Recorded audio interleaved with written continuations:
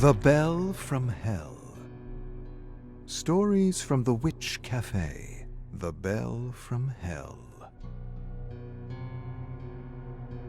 Welcome one, welcome all, to the only place in town to get a story and a coffee. I can tell you where the coffee comes from, but please don't ask me where the stories and characters come from, 'cause I basically have no clue. Some say it's the aroma of freshly brewed coffee that inspires me. Others say I'm able to tap into the endless memory streams pouring out of the infinite kettle that is the multiverse. I think it's a little bit of both. This one comes from the grains I observed at the bottom of my espresso cup a few days ago. It kind of resembled a bell, and so I'm calling this one The Bell from Hell. Toby and his sister Tina were always up to no good, and this time they snuck into the old overgrown junkyard that many claimed was haunted. Despite the rumors, the teens played in the rusty wrecks, honking horns, kicking windshields, and of course, scaring each other to hell. "It's fun here," Toby said. "It is," Tina agreed. As the night wore on, Toby hid in the trunk of an old sedan with the intention of scaring his sister. But Tina followed a trail he unwittingly left and, "Rawr!" scared him instead. Toby cursed, and Tina ran off promising she would get him again. She quickly rushed to the old compactor and hid in a half-squashed station wagon filled with a strange black fog. That's odd, she thought, and didn't think any more of it. But she probably should have thought a little more of it, since strange black fog isn't exactly an omen, as you know from my previous stories. Anyhow, Tina waited patiently in the back seat. When an hour passed, she began to worry. Slowly, she craned her head to peek out the window when... Rah! Toby slammed the station. Tina nearly jumped out of her skin, hitting her head against the ceiling of the half-crumpled car. Toby couldn't help but laugh, and as he laughed, he looked down into the churning black fog and saw a bell. A strange-looking iron bell, unlike any bell he had ever seen before. "Will you look at this?" he said, holding up the bell, examining the craftsmanship.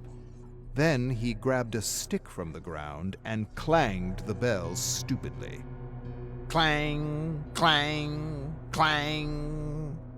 The ominous ring echoed through the abandoned junkyard as the black fog thickened and swirled around them. But before they could say anything about the strange fog, the compactor came to life. Whirr! Tina felt her heart fall into the pit of her stomach, and she screamed in horror. Toby dropped the bell, grabbed her hands, and yanked her out just in time. Breathlessly, they watched the station wagon as it creaked and groaned and shattered into scrap. There was a long, tense silence as they wondered what had given sudden power to the otherwise rusted and broken compactor. Just then, the bell rang. Again, this time behind them. Tina exchanged a look with Toby and swallowed a growing thickness in her throat. They turned slowly to face nothing.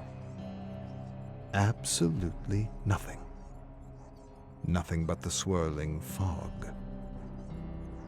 It was probably just their imaginations. Or was it? For just as they released a collective sigh, the bell rang once again, and something suddenly materialized out of the fog. Within moments, they were face to face with a wraith. The wraith instantly grabbed Toby by the neck with one arm and lifted him high in the silvery moonlight, his feet dangling, his arms flailing, his lips quivering with fear. Tina gasped and stumbled back to her haunches. The wraith smashed Toby against the ground with a powerful thud. He raised a rusted wheel wrench and proceeded to bludgeon his head to scrap, blood and gore splattering everywhere. Then the wraith turned to face Tina with his creepy bell and dead eyes.